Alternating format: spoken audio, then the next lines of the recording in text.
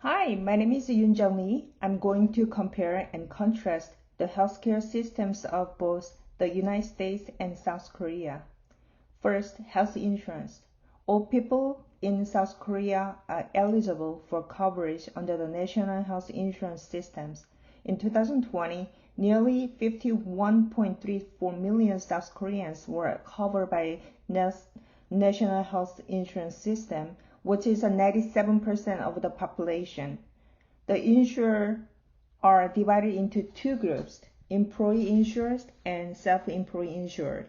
The employee insurance category includes not only a person's spouse and descendants, but also include the brothers or sisters and direct lineal ascendants, such as their parents.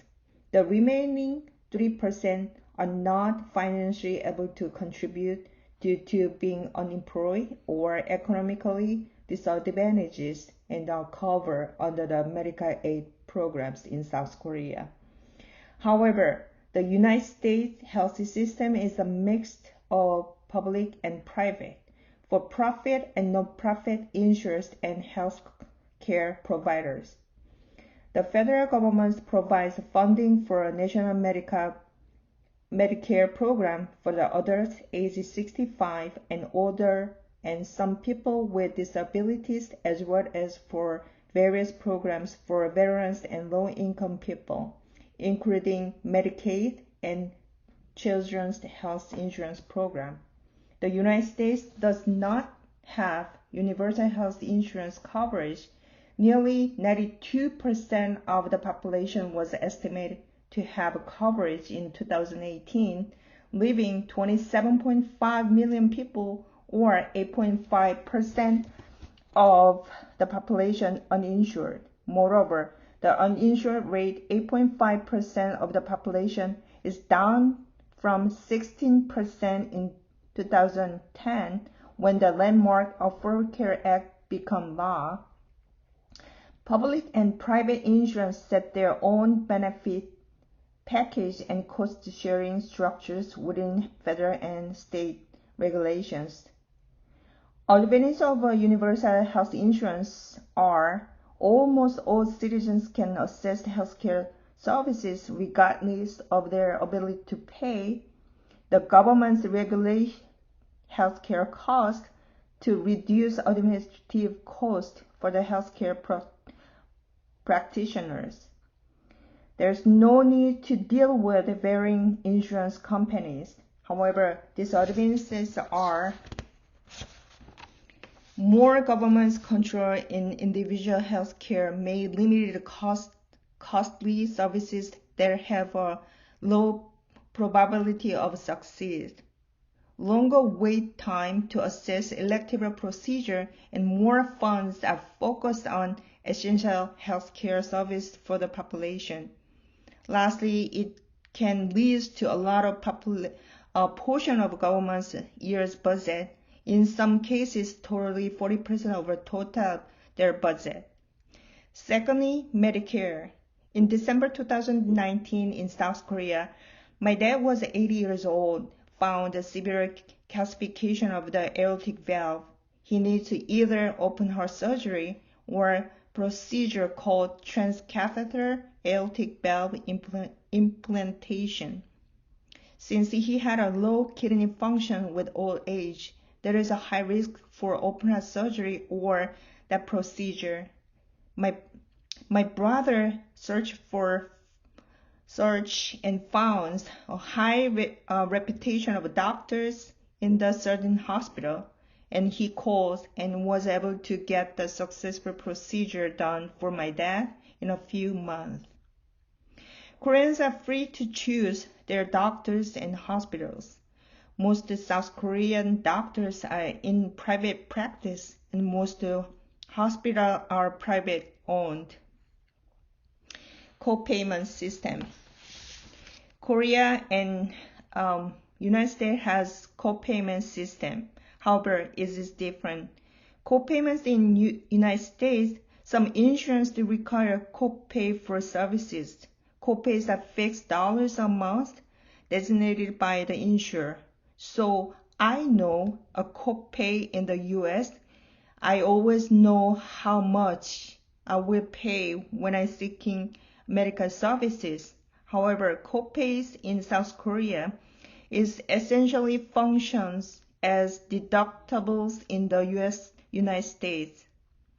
Korea calculates copays as a percentage of Koreans' medical care cost. The copayments for inpatient care is nearly 20%, while the outpatient care is between 30% and 60%. There is a ceiling on how much Korean people can pay out of pocket each year, depends on household incomes. However, the maximum annual amount is Koreans one is 5 million, which is the $4,485 in the US dollar. Koreans can reduce copay amounts by purchasing private insurance. However, copays which out-of-pocket payments, but they are kept at low level. For example, in 2020, my dad was hospitalized due to kidney failure and ended up with hemodialysis in South Korea. He stayed in the ICU for 5 days and in the general ward for 14 days. However, his out-of-pocket costs only amount to the equivalent of US dollars 1,500. Like the United States, South Korea defines primary care as the healthcare services first encountered by people. However, it is a little bit different. First, rather than having a tier system for medical services, South Korea has a tier system for types of hospitals. Primary healthcare in Korea falls under the services of Tier 1, hospitals and clinics. In addition to family and internal medicine types services, Tier 1. Many specialized services do not require referral from primary provider as they do in the United States. The primary provider referral in Korea occurs when a patient needs to visit a larger general hospital, which is the Tier 3. Lastly, cost control. In 2020, South Korea healthcare spending totaled 8.41% of GDP, compared with over 19% for the United States.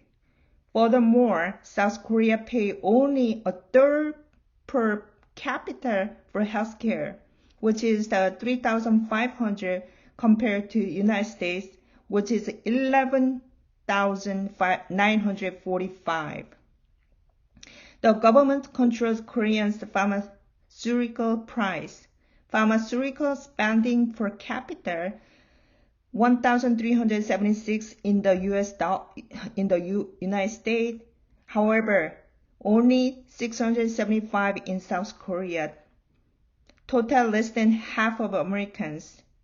The Ministry of Health and Welfare is the charge of national health insurance systems, which provides universal coverage in exchange for money tax contribution from employee and self-employed people.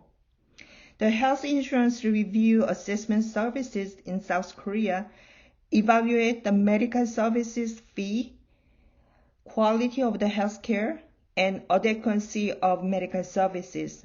All Korean healthcare providers may not refuse to treat national health insurance patients, and all enrollees should pay monthly contributions.